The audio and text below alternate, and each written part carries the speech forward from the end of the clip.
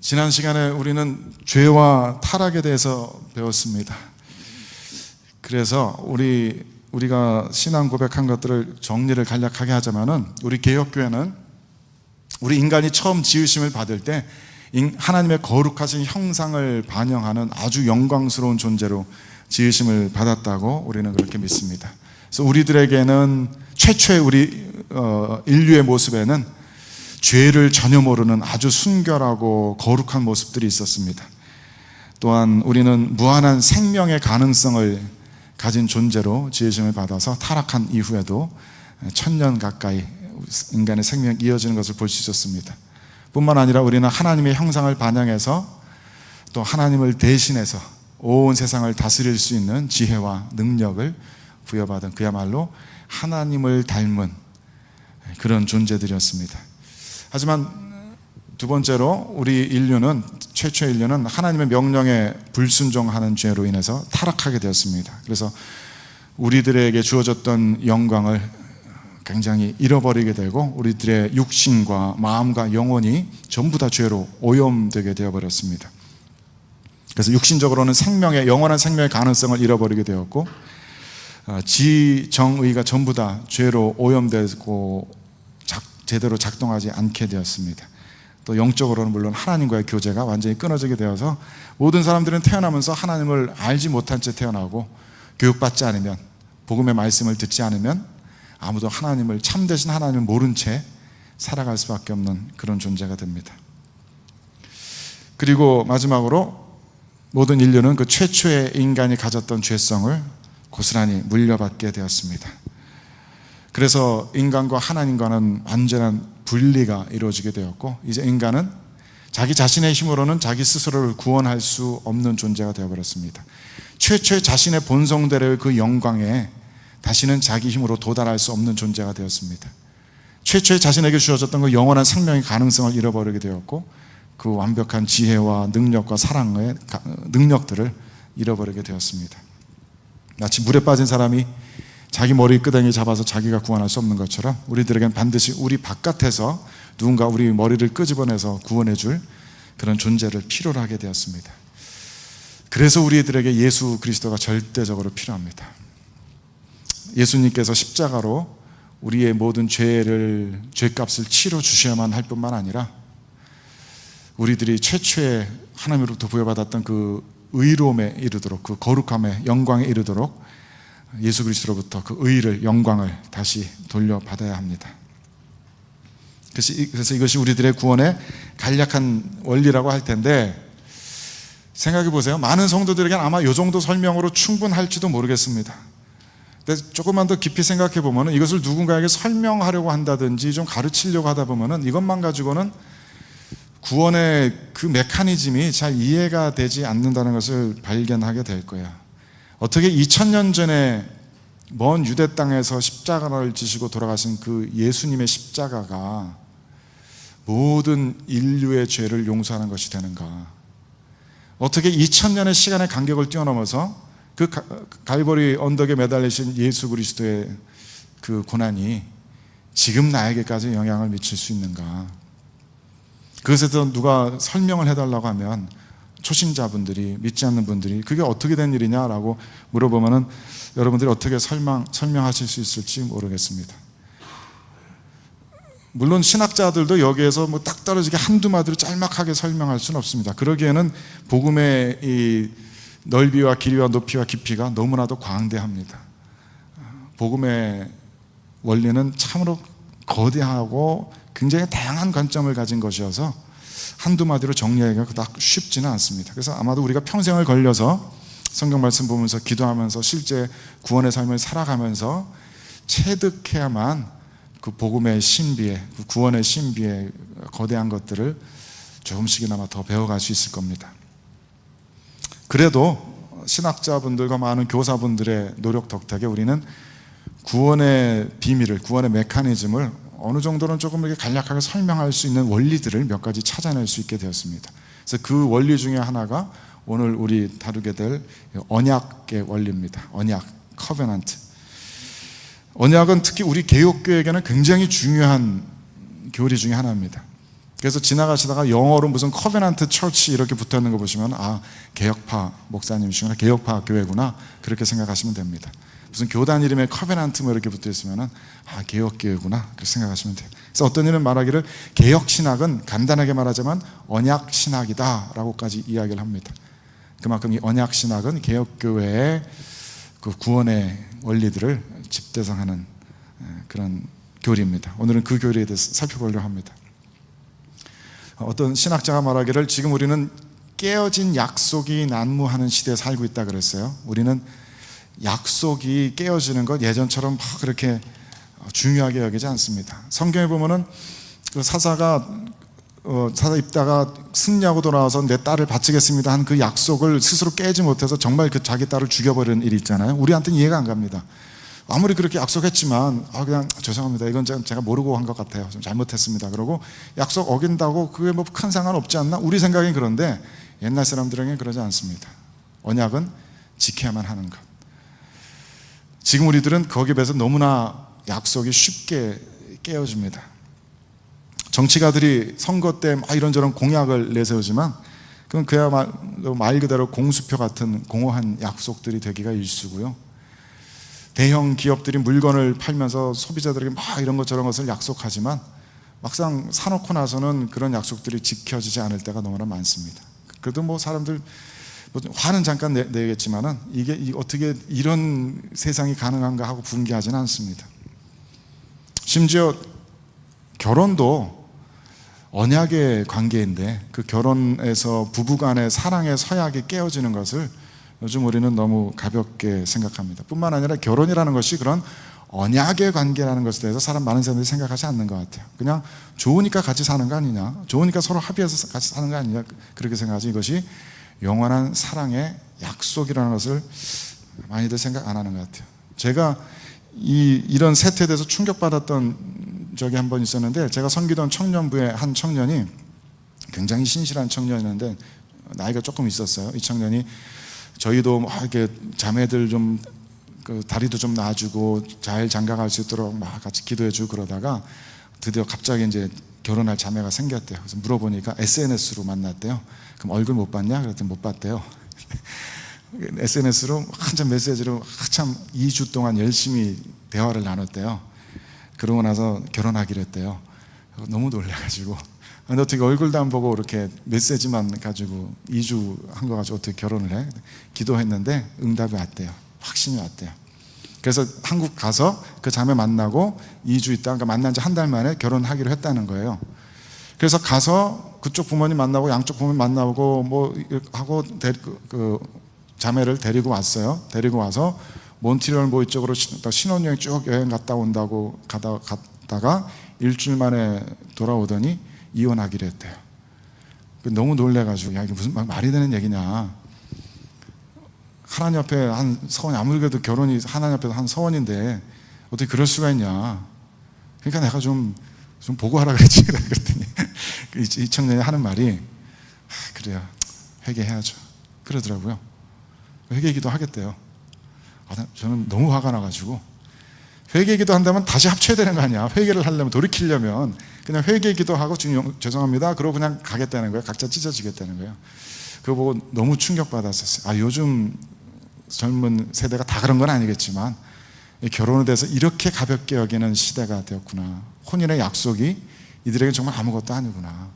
하나님 앞에서 한다는 그 약속이 얼마나 무거운 것인지 이들이 전혀 생각을 못하는 거예요. 그때부터 제가 집중적으로 청년들에게 결혼에 대해서, 결혼의 신성함에 대해서, 거룩함에 대해서 집중적으로 막 가르치기 시작했어요. 결혼하기 전에 프리메리탈 세션 막 4주, 8주 가지고 그렇게 됐어요.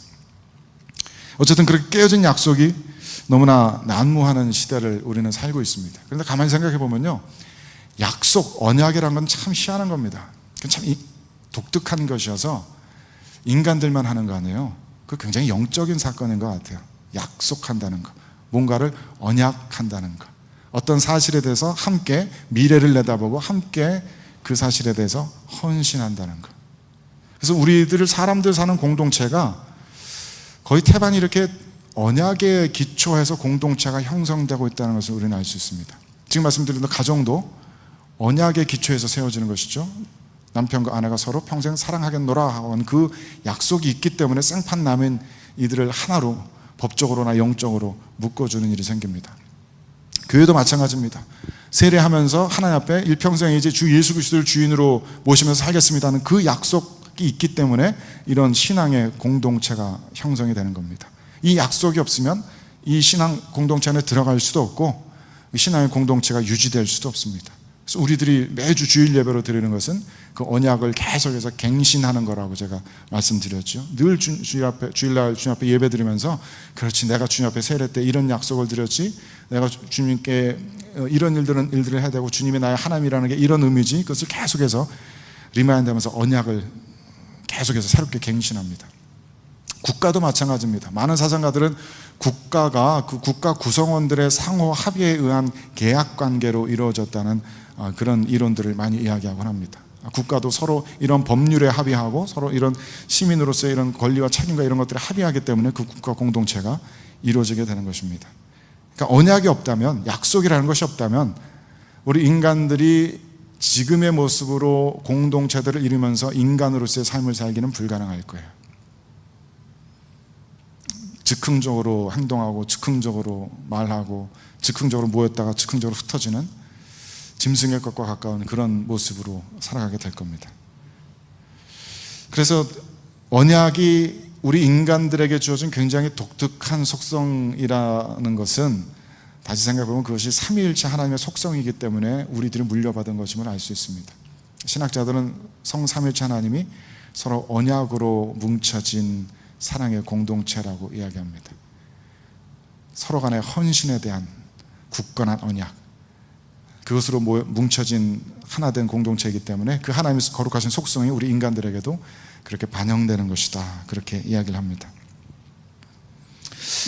그래서 우리들의 삶에는 그렇게 하나님의 속성을 닮은 언약을 통해서 기초해서 이루어지고 있고, 지금 우리가 하고 있는 신앙생활도 하나님 앞에서의 이런 언약을 기초로 해서 이루어지고 있습니다. 그래서 우리 모두는 하나님과 계약 관계에 있는 사람들입니다.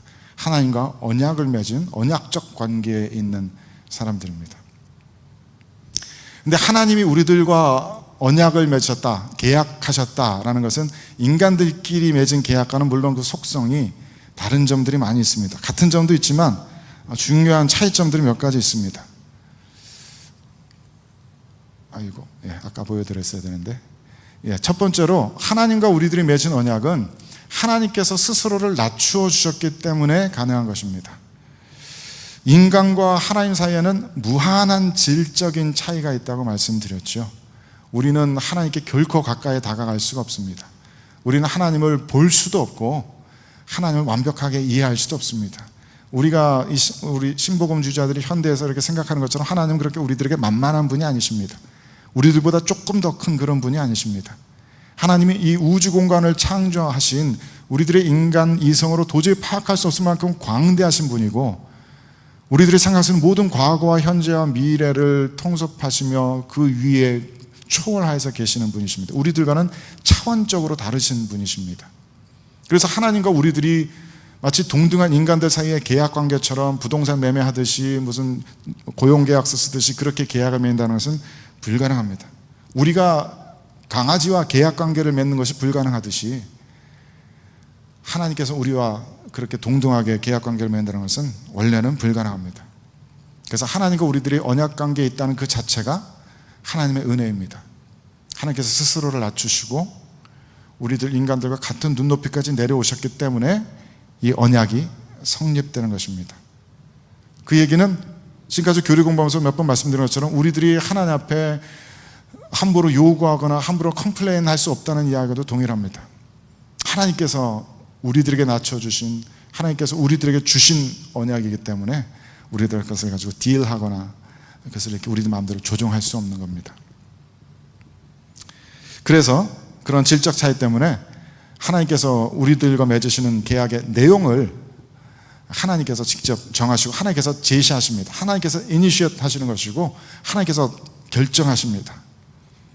성경학자들은, 이 언약 신학을 이야기하는 학자들은 특히 이제 고고학이 발달됨에 따라서 옛날 고대 근동에 살았던 사람들이 국가 간에 맺었던 조약 문서의 형식과 성경에 나타난 하나님과 인간 사이의 조약의 형식이 거의 동일하다는 것을 발견하게 됩니다. 특히 신명기, 십계명 이런 거 쓰여진 성경의 본문들의 구조가 고대 근동 국가들끼리 맺은 것과 아주 흡사하다는 겁니다. 예를 들어서 사람들은 잘 모르는데 성경에 헷족속이라고 나오는 사람들이 있어요. 그래서 근데 이 헷족속에 대해서 성경에서도 그렇게 자세한 설명은 나오지 않습니다. 근데 지구상에서 가장 오래된 초거대 문명을 지녔던 그런 족속들 중에 하나예요. 굉장히 오래전 기원전 3000년경 그러니까 BC 30세기 때부터 시작되었던 그런 족속이고, 지리적으로 따지면 지금 튀르키예, 시리아 그쪽 지역에 그 지역을 완전히 정복했던 그런 강대국입니다. 근데 이분들이 이 족속들이 20세기나 들어서야 그 유적이 발굴되기 시작했기 때문에 몇천 년 동안 이제 사람들에게 잊혀졌던 그런 족속이었던 거죠. 근데 새롭게 유적들을 발굴해 보니까 그 문명이 어마어마하더라. 저희 그림에 나오는 것 같이 사자머리상 저런 것도 그때 저 사람들의 유적이고, 이 사람들이 그렇게 강대국이 되어서 온 천하를 정복할 수 있었던 것도 저 전차 기술이 굉장히 발달되었기 때문이라고 합니다. 그 까마득한 옛날에. 그리고 최초의 철기 무기를 사용했던 사람들 중에 하나다라고도 알려져 있습니다. 근데 이 사람들이 주변 국가들을 막 정복해 가면서 제국을 이렇게 만들어 갈 때 주변 국들을 정복하게 되면은 그 힘없는 약한 나라와 히타이트 제국 사이에 조약을 맺게 됩니다. 그래서 이 히타이트 제국의 왕은 The Great King, 황제라고 불려지고 종주국이 되고요, 정복당한 이 사람들은 속국이 됩니다. 그래서 이들 사이에 이렇게 문서로 남겨서, 쐐기 문자로 남겨서 조약을 맺게 되는데, 거기에는 일정한 구조가 이렇게 있다 그래요.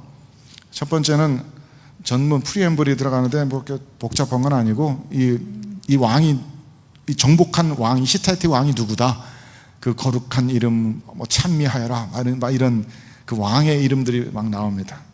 그리고서 이 왕이 어떠한 역사적인 업적을 이루었나, 언제 어떻게 무슨 전쟁을 통해서 이 속국을 지배하게 되었나, 그 전쟁에서 승리했나, 이런 얘기들을 막 하게 됩니다. 그리고서 나오는 조항들이 실제적인 언약의 조항들, 이 속국은 뭐를 어떻게 해야 되고 뭐를 어떻게 해야 되고. 근데 이것이 지금 우리들이 생각하는 것처럼 굉장히 드라이한 국가 간의 조약이 아니라, 이제 이 속국이 이 황제를 아버지라고 부르게 되는 그러한 가족 같은 신뢰 관계로 맺어지게 된다 그래요. 신뢰와 충성과 그런 것을 다짐하는 조항들이 그래서 여기 이렇게 들어가게 됩니다. 그리고서 뒤따라 나오는 것이 상벌 규정입니다. 여기에 규정된 이 내용을 지키지 않을 경우 너희들은 이렇게 될 것이다. 그리고 이 규정을 지킬 경우 이런 상을 받게 될 것이다. 근데 이 구조가 신명기에도 똑같이 나오게 됩니다. 신명기나 십계명 같은데, 우리 성경에는 되게 이제 나는 너를 애굽 땅에서 인도해낸 여호와니라라고 이렇게 전문과 역사적 서문들이 시작이 됩니다. 그때 출애굽에서 너희들을 어떻게 하나님께서 구원하셨다, 그런 얘기가 나오고, 너는 이렇게 하지 말지니라, 너는 나 외에 다른 신을 있게 하지 말지니라. 이 국가 간의 언약 조항에서도 제일 첫 번째가 다른 나라들의 충성을 맹세하지 않는 거라고 해요. 서로 상호 간의 신뢰관계 맺어져야 되니까 그게 가장 첫 번째 조항인 거죠. 그것과 마찬가지로 우리도 하나님께, 여호와 하나님 외에는 다른 신들이 없게 하는 것이 첫 번째로 이렇게 조항으로 나옵니다. 그 다음에 이것을 해야 되고 저것을 해야 되고 이런 조항들이 나오죠. 그 다음에 상벌 규정들이 신명기 28장에 나오는 것처럼 뭐 앉아서도 복을 받고 일어나도 복을 받고, 뭐 벌 받을 땐 이렇게 벌을 받고 하는 것들이 쫙 드러나게 됩니다. 그래서 아마도 이 창세기를 기록한 그 저자가 분명히 그런 문화적 상황 가운데서 이런 성경 말씀들을 기록했을 것이고, 그렇게 해서 이 창세기를 기록한 사람들과 그 처음 읽은 사람들은 자신들과 하나님과의 관계가 바로 이런 종주국과 속국의 관계구나라는 것을 즉각적으로 알아차렸을 거랍니다. 이런 조약에는 특징이 분명히 있는데, 이 언약 조항들 중에 하나님께서, 그러니까 종주국이, 왕이 뭐를 해야 된다라는 사항은 없습니다. 이건 전부 다 그냥 지배받은 이들이 뭐를 어떻게 해야 된다라는 그런 얘기입니다. 그러니까 말하자면은 말이 좋아서 언약이지 사실은 그냥 명령에 가까운 겁니다. 이렇게 해야 된다. 왜냐하면 동등한 입장이 아니거든요. 지금 한쪽은 완전히 정복한 쪽이고 한쪽은 완전히 정복당한 쪽이기 때문에 서로 이렇게 동등하게 갑과 을이 이렇게 평등하게 얘기할 수 있는 그런 게 아닌 거예요. 그래서 일방적으로 명령하고 그 앞에 상과 벌을 놓고 그런 것이 이런 고대 국가 간에 있었던 죄악들이다. 대신 이 속국이 다른 나라의 침략을 받아서 나라가 위태로워질 때는 언제든지 이 종주국의 황제가 군사를 파견해서 이 속국을 도와주는 것이 당연하게 언약 조항 가운데 들어간다고 합니다. 아비로서 아들을 지켜주는 그런 그것만이 들어가게 되는데, 그것도 반드시 지켜야 된다라기보다 그렇게 될 것이다, 내가 아비로서 보호해 줄 것이다, 그런 식으로 이렇게 들어가는 거죠. 그래서 성경학자들은 이런 고고학적인 발견들이 계속됨에 따라서 하나님과 이스라엘 민족 사이의 언약이라는 것이 이런 구조로 이루어진 것이구나, 이스라엘 사람들이 하나님을 그야말로 만왕의 왕으로 생각하고 그 왕 앞에 충성을 다하는 백성들로 스스로를 이해하고 있었겠구나, 그런 사실들을 점점 더 깊이 있게 발견하게 되는 것입니다. 또 하나님께서 우리 인간들과 맺으신 언약에는 반드시 대리자가 필요합니다. 대표성의 원리, 그 유명한 대표성의 원리입니다. 고대 히타이트의 조약에서도 마찬가지지만 당연히 국가와 국가 간의 조약을 맺을 때는 당연히 대표자들이 필요하죠. 이쪽 국가의 모든 국민들과 이쪽 국가의 모든 국민들이 다 나와서 사인을 할 수는 없잖아요.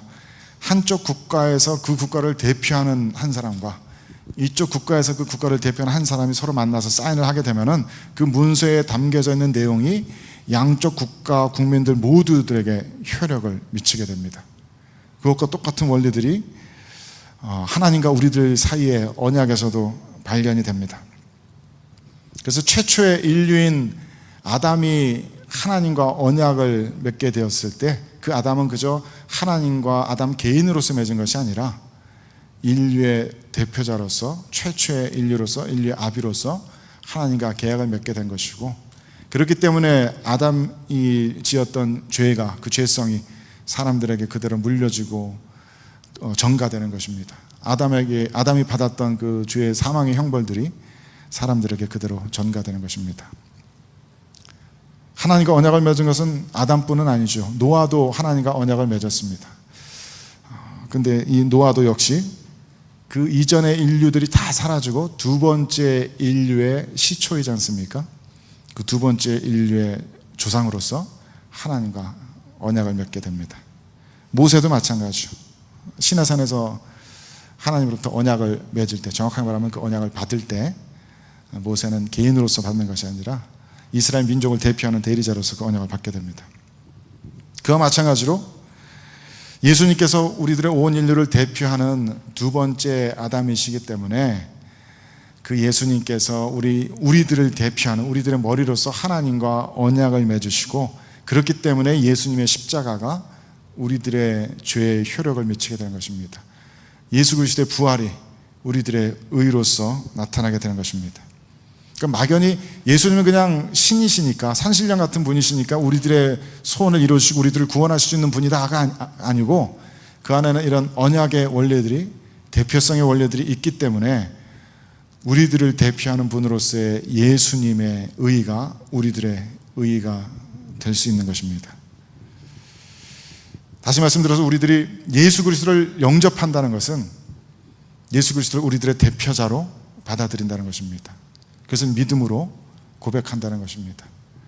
예수 그리스도를 우리들의 대표자로 모셔드리고 영접하고 받아들이기 때문에 그분의 십자가가 2000년 시간을 건너뛰어서 우리들에게도 효력을 미치게 되는 것이다. 이러한 원리들 안에서 하나님께서는 인간들과 언약을 맺으십니다.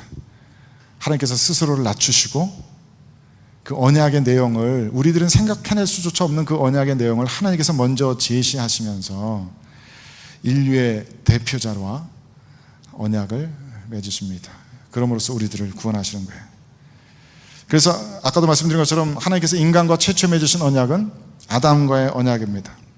아담과의 언약은 예수 그리스도의 언약과는 좀 다른데 행위를 근거로 해서, 조건으로 해서 맺고 있기 때문에 이것은 행위 언약의 성질을 가지고 있습니다.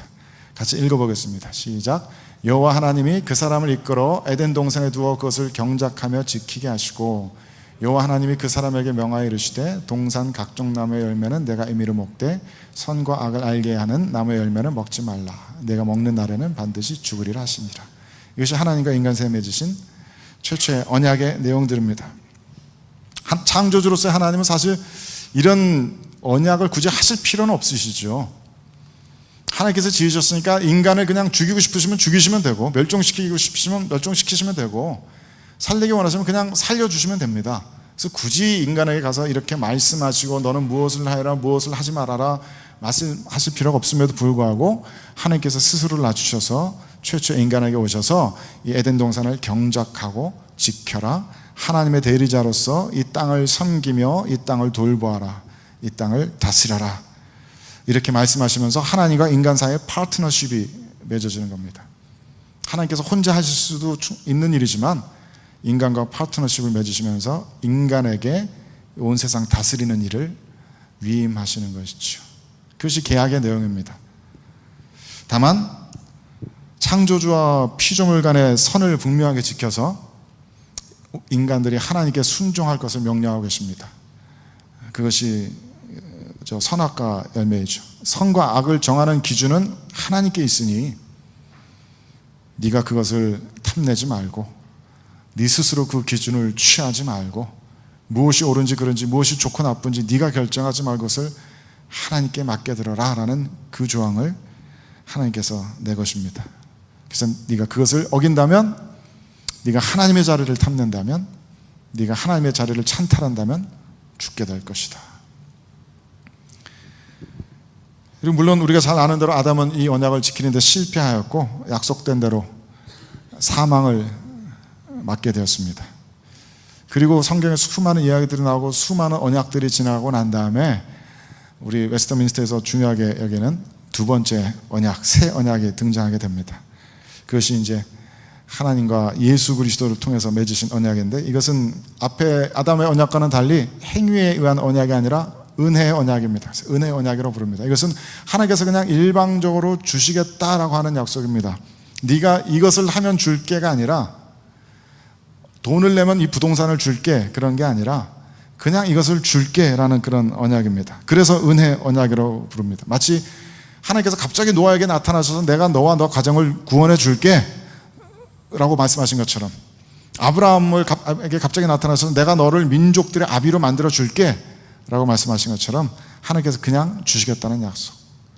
그래서 어떤 신학자는 이거를 은혜 언약을 비유해서 말하기를, 아들에게 생일 선물 주려고 아들이 좋아하는 파란 색깔 자전거를 미리 사다 놓고 게러지에 숨겨놓고 아들에게 가서 이제 곧 얼마 있으면 네 생일이니까 그때 너에게 파란 색깔 자전거를 줄게 라고 약속하는 아빠의 언약과 같은 것이 하나님의 은혜 언약이다 라고 설명합니다. 이미 다 예비되어 있습니다. 줄 것이 너무나도 확실합니다. 그것을 그저 주겠다라고 이야기하는 것입니다. 이 아이 측에서 착한 일을 해야만 주겠다는 것도 아니고 시험 100점 맞아 주겠다는 것도 아니고 그냥 주겠다라는 약속. 그래서 은혜 언약입니다. 그래서 이 은혜 언약에 우리들이 지켜야 될 조건은 하나도 없고, 그렇다고 무조건적인 약속은 아니어서 여기엔 단 하나의 조건이 있습니다. 그것은 예수 그리스도의 죽으심입니다. 예수 그리스도의 죽으심으로 말미암아서 우리 모든 사람들을 구원해 주시겠다라고 하는 하나님의 약속입니다. 그래서 이 언약을 신학자들은 구속 언약이라고도 부릅니다. 말하자면 삼위일체 하나님 사이의 언약입니다. 우리들이 경험하지 못하는, 우리들이 다 파악하지 못하는 성경에 어렴풋이 드러나 있는 태초 창조 이전의 삼위일체 하나님 사이에 맺어진 그런 언약입니다. 그러니까 말씀드리자면 삼위일체 하나님께서는 이 세상을 지으시기 전에 하나님께서 이 세상을 지으시면 이 세상이 불완전한 세상이 될 수밖에 없는 것을 알고 계셨습니다. 당연하죠. 완전하려면 스스로 존재해야 될 테니까. 하나님에서 지으심을 받았으니까 불완전한 세상이 될 수밖에 없습니다. 그렇기 때문에 죄의 가능성, 실패의 가능성이 늘 있을 수밖에 없습니다. 하나님께서는 그것을 미리 당연하게 알고 계셨고, 그래서 이 세상을 구원하실 계획까지도 창조 이전에 미리 정해 놓으십니다. 그 계획이 바로 성자 그리스도께서 이 피조 세계의 모든 죄값을 홀로 지시고 죽으시는 것이었고, 이 죄값을 스스로 혼자 담당하시는 것이었고, 성령 하나님께서 그 사실을 모든 사람들에게 알리고 적용시키겠다라는 그러한 약속입니다. 그것이 성삼일체 하나님께서 태초 이전에 맺으신 사람들을 구원하시겠다라고 하는 약속이어서 구속 언약입니다. 성경에는 꽤 여러 구절을 통해서 이런 구속 언약의 힌트들을 보여주고 있습니다.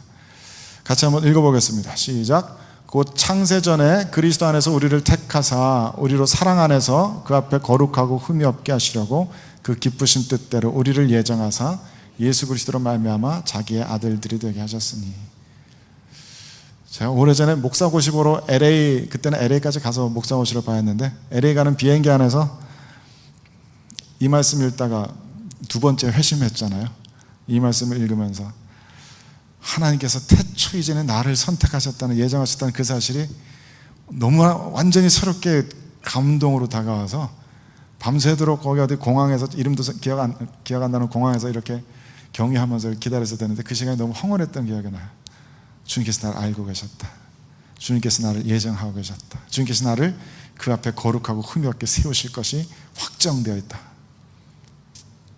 제가 아는 어떤 분도 새벽 예배 나오셔서 이 말씀 듣고 회심하셨어요. 불교 굉장히 열심히 있던 분이셨고, 한국의 대기업의 총책임자로 와 계신 굉장히 부와 이렇게 명예와 이런 것이 있으신 분이셨는데, 확실히 이렇게 불교에서 오신 분들이 신앙이 열심히 뛰어나시더라고요. 새벽 예배 나오시면서 뭐 이렇게 자꾸 적으세요. 나중에 회심해서 친해진 다음에 이렇게 여쭤보니까 엑셀 파일로 몇 월 며칠 날 누가 설교했고 본문이 뭐였고 주제가 뭐였고 엑셀 파일로 다 적어 놓으시더라고요. 굉장히 열심히 이렇게 신앙생활 하시던 분이셨는데, 그분이 이 말씀 듣고 회심하셨어요. 처음으로 말씀이 마음으로 다가왔대요. 그래서 에베소서 말씀 저도 참 사랑합니다. 3장 11절 말씀 읽어봅시다. 시작. 꼭 영원부터 우리 주 그리스도 예수 안에서 예정하신 뜻대로 하신 것이라. 우리들은 시간의 축을 따라 이렇게 과거에서 현재에서 미래로 쭉 살고 있지만, 시간의 축을 벗어난 그 영원의 세계에서 주님께서 삼일째 하나님의 구속 언약 가운데 예정하신 그 뜻대로 모든 일들을 이루셨습니다. 아마 가장 구속 언약이 잘 드러난 부분은 요한복음 17장일 겁니다. 흔히 제사장의 기도라고 알려진, 주님께서 십자가에 달리시기 전에 마지막에 만찬 마치시고 기도하시는 그런 장면인데, 같이 읽어보겠습니다. 시작. 아버지를 이 세상에서 영화롭게 하였사오니 아버지여, 창세전에 내가 아버지와 함께 가졌던 영화로서 지금도 아버지와 함께 나를 영화롭게 하옵소서. 하나님 아버지께서 나에게 하라고 주신 일이 있다. 그리고 창세전에 내가 아버지와 함께 가졌던 영광이 있다. 저는 이게 참 이해가 안 갔어요. 어떻게 예수님은 분명히 완전한 하나님, 완전한 인간이신데, 인간의 몸을 가지셔야만 성자 하나님이신데, 어떻게 인간의 몸을 가지시고 창세전에 하나님과 함께 있을 수 있었을까? 그게 도대체 무슨 얘기가 이해가 안 갔는데, 시간에 대해서 이렇게 공부하면서 어쩌면 이런 걸지도 모르겠다는 생각이 들더라고요. 하나님 그리스도께서 부활하셔서 승천하셨다는 얘기는 이제 시간을 벗어나셨다는 얘기 아니에요? 그래서 막 시간에 거리끼지 않고 막 나타나시고, 시간에 거리끼지 않는 그런 기적들을 막 나타내 보이시잖아요. 먼 미래에 우리가 경험하게 될 부활을 그 2000년 전 과거로 가져가서 그걸 드러내 보이신 거 아니에요? 그러니까 예수 그리스도께서는 시간 바깥에 계시는 것이 원래의 자리시라는 얘기예요. 그 원래 영원의 이터니티의 세계에서 보면은 창세 전이나 지금 우리 인간의 역사가 종말이 되는 곳이나 같이 보이시겠죠? 그렇게 되면은 창세 전에 이터니티의 차원에서 아버지 하나님과 같이 계셨다는 것이 가능하겠구나, 가까스로 이런 게 아닐까 이해를 해보려고 애쓰고 있습니다. 그 다음 구절도 한번 읽어보겠습니다. 좀 글씨가 작네요. 읽어보겠습니다. 시작. 나는 세상에 더 있지 아니하오나 그들은 세상에 있사옵고 나는 아버지께로 가옵나니 거룩하신 아버지여, 내게 주신 아버지의 이름으로 그들을 보존하사 우리와 같이 그들도 하나가 되게 하옵소서. 내가 그들과 함께 있을 때에 내게 주신 아버지의 이름으로 그들을 보존하고 지키었나이다. 그 중에 하나도 멸망하지 않고 다만 멸망의 자식뿐이오니 이는 성경을 응하게 함이니이다. 하나님께서, 아버지 성부 하나님께서 예수 그리스도에게 주신 그 이름들이 있어요. 그 주신 사람들이 있어요. 그 사람들이 다 정해져 있어요. 그래서 그 사람들 중에 하나도 예수 그리스도께서 잃어버리지 않고 하나도 멸망시키지 않고 성경대로 하나님의 이터널 디크리에 기록된 그 모습, 그거 그대로 주님께서 모든 이들을 구원하신다는 그런 기도입니다. 그래서 이 구속 언약이 우리들을 구원하시는, 우리들에게 가리워져 있는 삼위일체 하나님 사이의 언약이다. 근데 이 구속 언약은 예수 그리스도의 죽으심을 조건으로 하고 있기 때문에, 그래서 테스타먼트라는 이름으로도 불려집니다. 우리 성경을 Old Testament, New Testament 이렇게 나눠지는 것처럼 테스타먼트라고도 불립니다. 사전에 찾아보면 테스타먼트가 유언이라고 되어 있어요. 유언. 그리고 이제 성경에 나와 있는 거룩한 약속이라는 뜻의 성약 이렇게 되어 있는데, 원래 의미는 저 유언이라는 의미입니다. 제가 26살 때 친어머님이 돌아가셨습니다. 96년도에. 어머님이 참 고단한 삶을 사시다가 암으로 돌아가셨는데, 지금 같으면 아마 건강 회복하셨을 것 같은데, 그렇게 혼자서 고생하시다 돌아가셨어요. 어머님이 돌아가시기 전에 몇 해 동안에 저와 형님과 어머님이 셋이 살았던 적이 있습니다. 그래서 어머님 돌아가시고 난 다음에 장례 다 마치고 그 아파트로 다시 돌아갔어요. 그래서 어머님 유품 다 정리하다가 보니까 생각지도 못했던 유품이 2가지가 나왔습니다. 하나는 엄청난 양의 차용 증서라기보다는 수첩에 이렇게 누가 누구 언제 몇 월 며칠 날 누구에게 얼마 빌려줬음, 돈 빌려준 게 왜 이렇게 많으신지 이만큼이 나오더라고요. 저희 형이 그걸 보고 막 울면서 이 돈 내가 꼭 받고야만 한다고 그러면서 막 돌아다녔는데 한 푼도 못 받았어요. 굉장히 많이 빌려주기만 하셨던 것 같아요. 그리고 또 하나가 나왔는데 보험증서가 나왔습니다. 형님 이름 또 제 이름 앞으로 되어 있는 생명보험증서가 나왔어요. 그래서 어머님이 돌아가실 경우 형님과 제가 그 베네피셔리가 돼서 그 보험금 타게 되어 있는 그런 증서입니다. 근데 저희들한테 말씀 안 해주셨기 때문에 있는지도 몰랐어요. 유품 정리하다가 나왔습니다. 그래서 보험증서 받고는 뭐 이거 어떻게 하면 타는지 거기도 다 써 있는데, 이 돈을 어떻게 가지고 와서 돈을 타서 쓰나 싶은 생각이 들더라고요. 어머님의 죽음을 조건으로 한 거잖아요. 그게 참 자식 입장에서 참 무시무시한 거더라고요. 어머님의 죽음을 조건으로 한 돈. 일평생 효도도 한번 못 해드렸는데 이 돈을 우리가 무슨 어떻게 쓸까 그러고 한참 울었던 기억이 나는데, 근데 그때 뭐 저도 아직 학생이었고 장례 치를 돈조차 없었어요, 저희가 사실.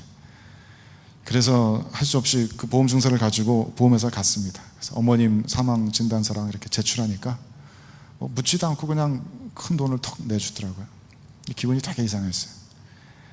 나중에 신앙생활 하면서 그 생각이 자꾸 나요. 이래서 테스타먼트구나. 예수 그리스도의 죽으심으로 말미암아서 예수 그리스도의 죽으심을 조건으로 해서 우리들에게 영원한 생명을 주시겠다라고 하는 그 약속이구나. 그래서 예수 그리스도께서는 우리들에게 그 생명을 주시기 위해서 겟세마네 동산에서 밤새도록 땀이 피가 되도록 흘러내리는 그 기도를 통해서 스스로를 꺾어내셔야만 했었고, 삼위일체 하나님께서 맺으신 그 구속의 언약대로 예수 그리스도께서 십자가 지시고 대신 우리가 생명을 얻게 된 것이구나. 그래서 테스타먼트구나. 그래서 유언이구나. 그걸 새롭게 깨달았었습니다. 제가 한때 이 언약 신학에 정말 깊이 있게 매료됐던 적이 있었어요. 너무 놀랍더라고요. 보통 많은 분들이 생각하는 것처럼 저도 제가 신앙생활을 하고 구원받는다는 것이 하나님과 저의 일인 줄 알았어요. 교회는 그냥 그걸 도와주는 건 줄 알았어요. 하나님과 나 사이의 일이지, 예배도 나와 하나님 사이의 일이지 라고만 막연하게 생각하고 있었는데, 언약신학 공부해 보니까 그게 아닌 거예요.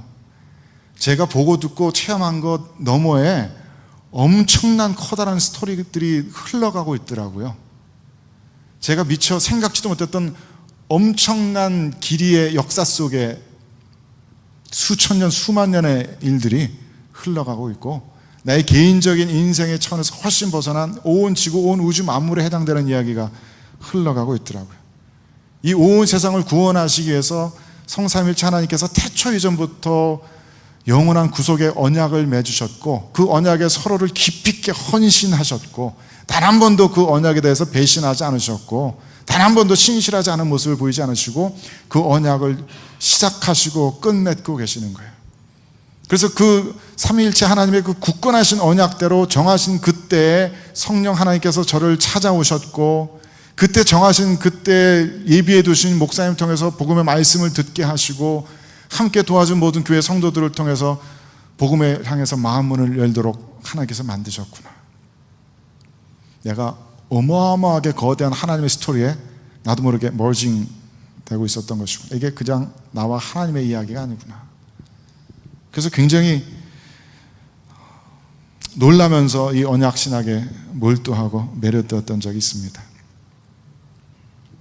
그래서 이 하나님의 언약에 대해서 알아가면 알아갈수록, 그렇다면 이제 우리들에게 단 하나 남은 그 언약, 예수 그리스도의 재림과 하나님 나라의 완성이라는 그 언약도 당연히 이루어질 수밖에 없는 것이겠구나. 그것을 기대하게 됩니다. 성삼일체 하나님께서 영원 전부터 맺으시고 그 신실하심으로 이 인류 역사를 이끌어 오신 후에 이제 그 단 하나의 종착역을 향해서 우리 모두를 이끌고 가고 계시는구나. 하나님은 참으로 신실하시다. 하나님 참으로 놀라우시고 그 지혜가, 그 능력이 정말 우리들의 찬양과 경배 받으시기 합당하시다. 하나님 정말 굉장한 분이시다.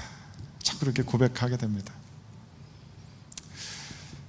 이것 가지고 우리들의 구원의 원리들, 비밀들을 다 설명할 수는 없겠지만, 이것이 신학자들이 찾아낸 구원의 원리들 중에 한 일면입니다. 하나님의 신실하심으로 말미암아서 우리 모든 인류는, 이 피조 세계는 구원을 받습니다. 그리고 하나님의 신실하신 언약을 따라서 우리 모두는 하나님의 그 구원의 종착역을 향해서 나아가고 있습니다.